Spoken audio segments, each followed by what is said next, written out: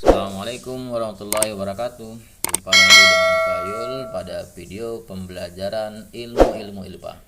Hari ini kita masuk ke materi tentang energi dalam sistem kehidupan. Ya, nanti akan kita pelajari adalah ada istilah-istilah penting yang perlu kamu ketahui, yaitu diantaranya ada konsep energi, sumber energi, transformasi energi, metabolisme sel, respirasi, pencernaan makanan, dan fotosintesis. Dan jangan lupa subscribe video kali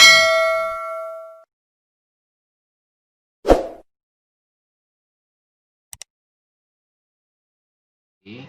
Bahwasanya pengertian energi itu adalah kemampuan untuk melakukan usaha ataupun kerja atau melakukan suatu perubahan. Ada beberapa bentuk energi, ya, yaitu diantaranya ada energi potensial, ada energi kinetik, ada energi kimia, ada energi listrik, dan lain-lainnya. Kita masuk ke materi energi potensial. Apa itu energi potensial? Energi potensial adalah energi yang dimiliki oleh suatu benda karena lokasi atau tempatnya atau kedudukannya. Ya, contohnya misalkan ada sebuah benda kamu letakkan di atas sebuah meja, ya. Nah, nanti akan memiliki energi potensial gravitasi, ya. Potensial gravitasi bumi pada pernyataan di sini. Karena energi potensial gravitasi ini yang memungkinkan benda dapat bergerak dari meja ke arah tanah, ya, atau ke pusat bumi. Begitu juga dengan batu yang ada di ketapel, ya. Ketika ketapel itu kita tarik atau direnggangkan, maka akan muncullah sebuah energi potensial elastis, ya. Energi potensial elastisnya.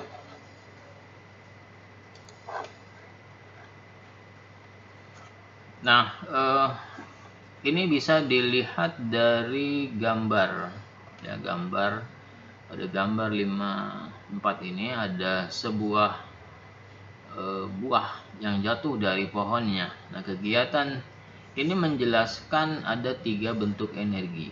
Yang pertama adalah energi potensial, ya. Yang tadi dijelaskan bahwasanya energi yang dimiliki oleh benda karena kedudukannya. Kemudian yang kedua ada energi kinetik, ya. Apa itu energi kinetik? Yaitu energi yang dimiliki oleh sebuah benda karena geraknya, ya, karena buah di sini yang jatuh dari pohon, dia akan bergerak jatuh ke bawah, ya, ada pergerakan, maka dia memiliki energi kinetiknya. Begitu juga ada energi listriknya. Dari mana letak energi listriknya? Ketika sebuah benda yang rasanya asam, maka dia akan menyimpan energi kimia, ya. Nah, nanti energi kimia yang dimiliki oleh buah di sini akan dirubah menjadi energi listrik yang dapat menyalakan lampu, ya. Jadi seperti itu. Kemudian dari energi listriknya itu berubah menjadi energi cahaya. Ada berbagai macam energi potensial, ya. Diantaranya ada energi potensial gravitasi yang tadi dijelaskan di atas. Kemudian yang kedua adalah energi potensial elastis yang tadi kita gunakan ketapel, ya. Dalam hal ini ada gambar seorang anak menggunakan panah, ya. Apa itu energi elastisnya? Yaitu energi yang tersimpan pada benda yang sedang direnggangkan, ya. Pada ketapel ada karet yang merenggang, pada panah ada busur panah, ya.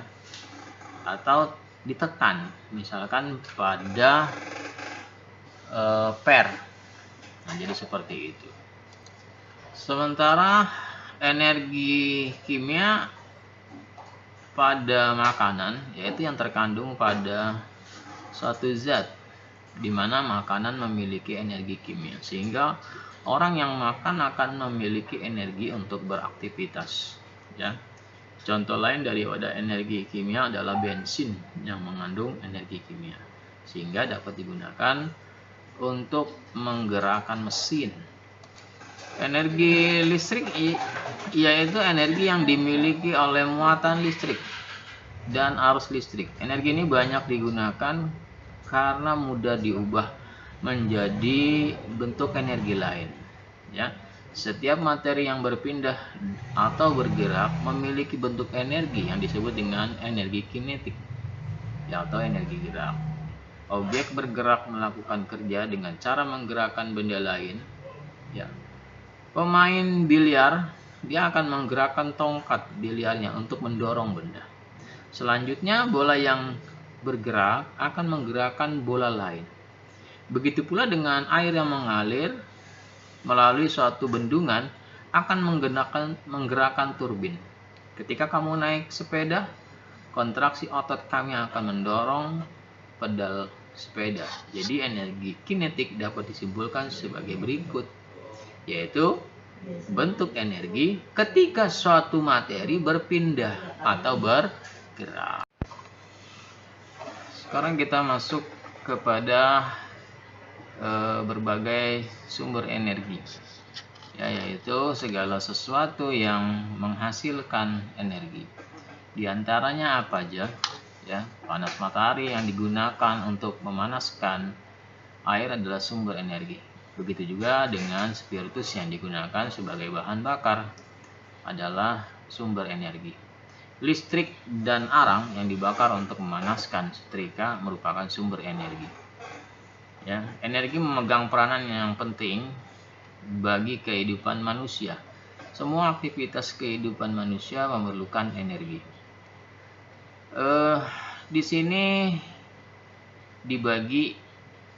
dilihat dari sumber energinya, ada sumber energi yang tak terbarukan, juga ada sumber energi yang terbarukan. Nah, pada energi yang tak terbarukan ini paling banyak dimanfaatkan adalah minyak bumi, batu bara, dan gas alam. Ya.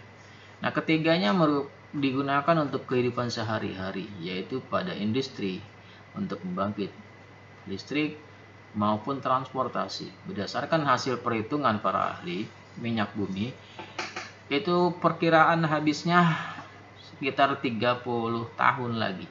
Sedangkan gas alam akan habis sekitar 47 tahun. Dan batu bara akan habis sekitar 193 tahun lagi. Sementara pada pembahasan energi hasil tambang bumi, ya, minyak bumi, gas, batu bara merupakan bahan bakar fosil yang berasal dari tumbuhan dan hewan yang terkubur jutaan tahun di dalam bumi. Ya, untuk mendapatkan minyak bumi dilakukan penambangan atau eksploitasi ke dalam perut bumi. Kemudian energi nuklir, yaitu energi potensial yang terdapat pada partikel di dalam nukleus atom. Ya, partikel nuklir seperti proton dan neutron tidak terpecah di dalam proses reaksi fusi dan fisi. Akan tetapi, kumpulan tersebut memiliki massa yang lebih rendah daripada ketika berada pada posisi terpisah. Adanya perbedaan massa ini maka akan dibebaskan dalam bentuk energi panas melalui radiasi nuklir. Kemudian yang kedua yaitu sumber energi yang terbarukan. Ya, di sini ada keterangan. Jadi ancaman bahwa sumber energi suatu saat akan habis menyebabkan banyak ilmuwan berpikir jauh untuk menemukan energi alternatif yang terbarukan atau tidak akan habis. Sumber energi yang terbarukan yang saat ini dikembangkan diantaranya yaitu ada biogas dari kotoran ternak, air yang mengalir, kemudian angin, dan panas matahari. Salah satu sumber energi terbarukan yang saat ini mulai dipelajari agar dapat dikembangkan di Indonesia adalah biogas yang berasal dari sampah biologis. Kita masuk ke energi matahari. Jadi energi surya atau energi matahari adalah energi yang didapat dengan mengubah energi panas surya matahari melalui peralatan tertentu menjadi energi dalam bentuk lain. Matahari merupakan sumber utama energi. Energi matahari dapat digunakan secara langsung maupun diubah ke dalam bentuk energi lain. Kemudian yang kedua yaitu pembangkit listrik tenaga air. Ya, di sini ambil aliran airnya. Pembangkit listrik tenaga air atau PLTA adalah pembangkit yang mengandalkan energi potensial dan kinetik dari air untuk menghasilkan energi listrik. Energi listrik yang dibangkitkan disebut dengan energi elektrik, ya, hidroelektrik di sini. Komponen dari pembangkit listrik jenis ini adalah generator yang dihubungkan ke turbin yang digerakkan oleh energi kinetik dari air. Namun secara luas pembangkit listrik tenaga air tidak hanya terbatas pada air dari suatu waduk atau air terjun, melainkan juga pembangkit listrik menggunakan tenaga air dalam bentuk lain seperti tenaga ombak. Ya, kenapa tadi di sini dijelaskan pembangkit PLTA ini mengandalkan energi potensial, yaitu berarti diambil dari ketinggian air yang jatuh, ya, jatuh di sini contohnya yaitu pada air terjun. Kemudian dari energi kinetiknya diambil dari mana? Ya, arus air sendiri. Ya, arus air itu bergerak, sedangkan gerak adalah merupakan bagian daripada energi kinetik.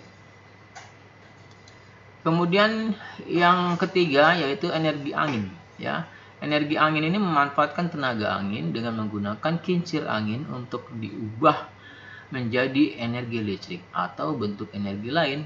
Umumnya digunakan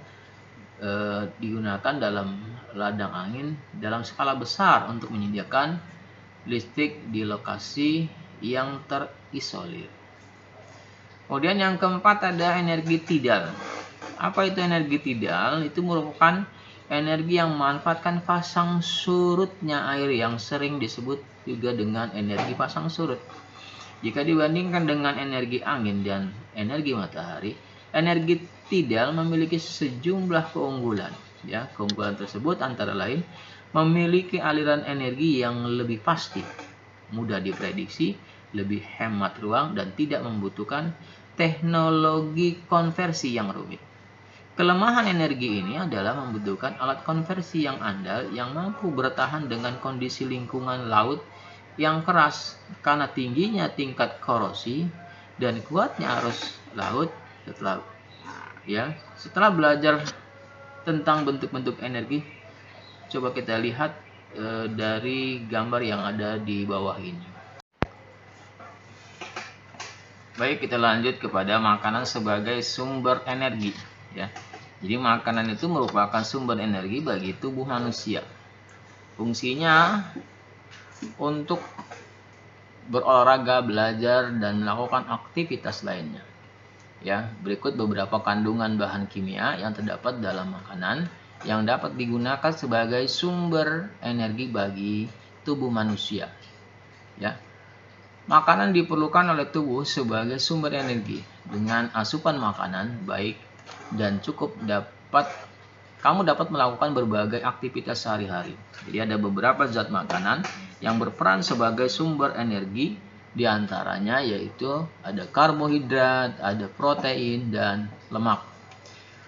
Yang pertama yaitu karbohidrat, ya, merupakan senyawa kimia yang tersusun atas unsur-unsur karbon. Bahan makanan yang banyak mengandung karbohidrat diantaranya ada beras yang sering kita makan, kemudian ada jagung, ada kentang, ada gandum, ada umbi-umbian, kemudian buah-buahan yang rasanya manis. Ya, jadi karbohidrat berperan sebagai sumber energi. Jadi 1 gram karbohidrat itu setara atau sama dengan 1 kilokalori. Kemudian zat makanan yang kedua yang berperan sebagai sumber energi, yaitu adalah protein. Jadi protein itu senyawa kimianya mengandung unsur karbon, unsur hidrogen, unsur oksigen, nitrogen, kadang juga mengandung unsur fosfor dan sulfur, ya, atau belerang. Bahan makanan yang mengandung banyak protein antara lain yaitu ada protein hewani, yaitu protein yang dihasilkan dari hewan atau dari binatang. Ya, di antaranya ada daging, ada ikan, ada telur, susu, dan keju. Kemudian ada protein nabati, ya, dari tumbuh-tumbuhan. Di antaranya misalkan pada kacang-kacangan, tempe, tahu, dan gandum. Fungsi protein antara lain sebagai sumber energi, pembangun sel jaringan tubuh, dan pengganti sel tubuh yang rusak. Kemudian zat makanan yang ketiga yang berperan sebagai sumber energi yaitu adalah lemak, ya. Lemak merupakan senyawa kimia yang mengandung unsur apa aja? Ada karbon, ada hidrogen, ada oksigen. Jadi peran lemak untuk menyediakan energi sebesar 9 kalori per gram, ya. 9 kalori per gram. Melarutkan vitamin, ya. Jadi lemak ini melarutkan vitamin, yaitu vitamin A, vitamin D, vitamin E, dan K. Adik, ya. Dan menyediakan asam lemak esensial bagi tubuh manusia. Lemak mulai dianggap berbahaya bagi kesehatan setelah adanya satu penelitian yang menunjukkan hubungan antara kematian akibat penyakit jantung koroner dengan banyaknya konsumsi lemak dan kadar lemak di dalam darah. Penyakit jantung koroner terjadi apabila pembuluh darah tersumbat atau menyempit karena endapan lemak yang secara bertahap menumpuk di dinding arteri. Bahan makanan yang mengandung banyak lemak diantaranya yang pertama pada lemak hewani, yaitu ada keju, ada susu, ada daging, kuning telur, kemudian daging sapi, daging kambing, daging ayam, dan daging bebek. Kemudian yang kedua di lemak nabati, yaitu ada pada kelapa, kemiri, kacang-kacangan, dan buah alpukat. Fungsi lemak, ya, fungsi lemak yang lain yaitu pertama adalah sumber energi. 1 gram lemak setara atau sama dengan 9 kilokalori. Yang kedua, fungsi lemak yaitu pelarut vitamin, ya, yang tadi disebutkan, yaitu vitaminnya A, D, E, dan K, ya adik. Yang ketiga, pelindung organ tubuh yang penting, ya. Yang keempat dan terakhir adalah pelindung tubuh dari suhu yang rendah. Lanjut kepada transformasi energi dalam sel, ya, pada makhluk hidup heterotrop atau makhluk hidup yang memanfaatkan sumber makanan organik atau makhluk hidup yang tidak mampu mengubah senyawa organik menjadi senyawa anorganik menjadi senyawa organik, ya. Energi bersumber dari makanan yang dikonsumsi. Jadi energi ini akan mengalami transformasi mulai dari energi potensial berupa energi kimia, berubah menjadi energi kimia, makanan menjadi energi panas, dan energi kinetik atau gerak dalam aktivitas makhluk hidup tersebut. Jadi transformasi energi tersebut terjadi di dalam organel yang terdapat di dalam sel, ya. Transformasi energi di dalam sel terjadi dengan cara sebagai berikut. Yang pertama adalah transformasi energi oleh klorofil. Ya, apa itu? Karena klorofil adalah zat hijau daun yang terdapat di dalam organel sel tumbuhan yang disebut dengan kloroplas. Jadi fungsi daripada klorofil berfungsi dalam fotosintesis, ya. Energi radiasi matahari yang ditangkap oleh klorofil berfungsi melancarkan proses fotosintesis. Nah, proses tersebut digunakan untuk mereaksikan, ya, karbon dioksida dan H2O, ya, karbon dioksida dan air menjadi glukosa. Selain menjadi energi kimia dalam bentuk glukosa, hasil reaksinya menghasilkan oksigen yang dapat digunakan oleh tumbuhan untuk beraktivitas seperti tumbuh, berkembang, dan bernapas. Jadi, energi radiasi matahari yang berbentuk energi cahaya diubah menjadi energi potensial dan energi kimiawi yang disimpan di dalam molekul karbohidrat dan bahan makanan lainnya. Energi ini dimanfaatkan oleh tumbuhan untuk beraktivitas tumbuh, berkembang, dan juga dimanfaatkan oleh makhluk lain yang mengkonsumsi tumbuhan tersebut. Akibatnya, energi yang terdapat pada tumbuhan berpindah ke dalam tubuh makhluk hidup lainnya dan menjadi energi potensial.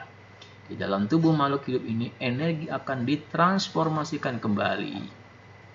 Kemudian yang kedua, transformasi energi oleh mitokondria. Jadi mitokondria adalah organel yang terdapat di dalam sel yang memiliki peran dalam respirasi sel, ya, inspirasi dan ekspirasi. Di dalam mitokondria, energi kimia digunakan untuk mengubah karbohidrat, protein, dan lemak. Mitokondria pada gambar di sebelah ini, ya, sebelah kiri, ya, banyak terdapat pada sel otot makhluk hidup dan sel saraf. Lanjut ke metabolisme sel. Apa itu metabolisme? Yaitu proses kimia yang terjadi di dalam tubuh sel makhluk hidup. Ya, metabolisme itu disebut dengan reaksi enzimatis karena metabolisme terjadi selalu menggunakan katalisator enzim.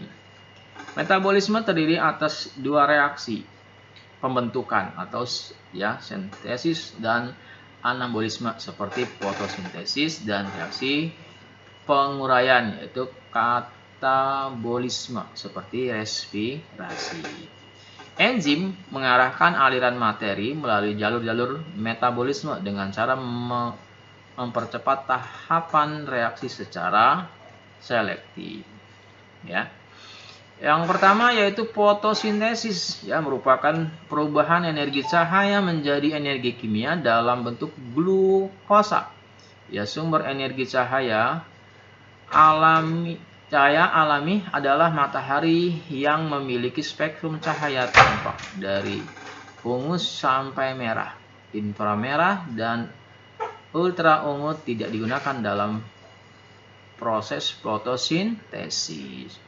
Pada proses fotosintesis yang terjadi dalam daun, terjadi reaksi kimia antara senyawa air, yaitu H2O, dan senyawa karbon dioksida, yaitu CO2, dibantu oleh cahaya matahari yang diserap oleh klorofil, ya, sehingga menghasilkan O2 dan senyawa glukosa, yaitu C6H12O6. Glukosa adalah makanan bagi tumbuhan. Oksigen yang dihasilkan pada proses fotosintesis sangat dibutuhkan oleh manusia dan hewan. Kemudian di respirasi, yang kedua yang respirasi adalah suatu proses pembebasan energi yang tersimpan dalam zat sumber energi melalui proses kimia dengan menggunakan oksigen. Ya, dari respirasi dihasilkan energi kimia untuk kegiatan kehidupan seperti sintesis, anabolisme, gerak, dan pertumbuhan. Nah, contoh, ya, respirasi pada glukosa yang sederhana yaitu C6H12O6, ya, ditambah dengan O2, ini akan menghasilkan C6CO2 dan 6H2O plus energi. Jadi respirasi adalah suatu proses pembebasan energi yang tersimpan dalam zat sumber energi melalui proses kimia dengan menggunakan oksigen. Lanjut, kita masuk kepada sistem pencernaan di dalam tubuh. Ya, kita ketahui bahwasanya makanan sebagai sumber energi bagi tubuh sudah dikemukakan pada pembahasan sebelumnya. Makanan yang masuk ke dalam tubuh akan mengalami perombakan dari molekul kompleks menjadi molekul sederhana.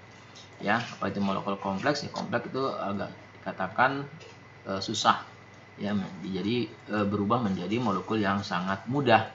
Perombakan ini akan menghasilkan sejumlah energi. Ya, zat-zat makanan yang berperan sebagai sumber energi. Di antaranya kita ketahui ada karbohidrat, lemak, dan protein. Kemudian kita masuk kepada pencernaan karbohidrat dalam tubuh, ya. Karbohidrat setelah dicerna di usus akan diserap oleh dinding usus halus dalam bentuk monosakarida. Jadi monosakarida dibawa oleh aliran darah, sebagian besar menuju hati dan sebagian lainnya dibawa ke sel jaringan tertentu dan mengalami proses metabolisme lebih lanjut. Di dalam hati, monosakarida mengalami proses sintesis menghasilkan glikogen. Dioksida menjadi karbon dioksida dan H2O atau dilepaskan untuk dibawa oleh aliran darah ke bagian tubuh yang memerlukan. Hati dapat mengatur kadar glukosa dalam darah atas bantuan hormon insulin yang dikeluarkan oleh kelenjar pankreas. Kemudian pencernaan protein di dalam tubuh. Jadi di dalam tubuh, protein dirubah menjadi asam amino oleh beberapa reaksi hidrolisis serta enzim-enzim yang bersangkutan. Enzim-enzim yang bekerja pada proses hidrolisis protein antara lain pepsin, tripsin, kemotripsin, karboksi, peptidase, dan aminopeptidase. Protein yang telah dipecah menjadi asam amino kemudian diabsorpsi, diserap melalui dinding usus halus dan sampai ke pembuluh darah. Setelah diserap atau diabsorpsi, kemudian langsung masuk ke dalam pembuluh darah. Asam amino tersebut sebagian besar langsung digunakan oleh jaringan. Sebagian lain mengalami proses pelepasan gugus amin, yaitu gugus yang mengandung nitrogen di hati. Proses pelepasan gugus amin ini dikenal dengan deaminasi protein. Kemudian yang ketiga yaitu pencernaan lemak di dalam tubuh. Jadi di dalam tubuh kita ketahui bahwasanya lemak mengalami metabolisme. Lemak akan dihidrolisis menjadi asam lemak dan gliserol dengan bantuan enzim lipase. Proses ini berlangsung dalam saluran pencernaan. Sebelum diserap atau diabsorpsi usus, asam lemak akan bereaksi dengan garam empedu membentuk senyawa seperti sabun. Selanjutnya, senyawa tersebut akan diserap jonjot usus dan akan terolah menjadi asam lemak dan garam empedu. Asam lemak tersebut akan bereaksi dengan gliserol membentuk lemak. Kemudian diangkut oleh pembuluh getah bening usus menuju pembuluh getah bening dada kiri. Selanjutnya ke pembuluh balik bawah selangkah kiri.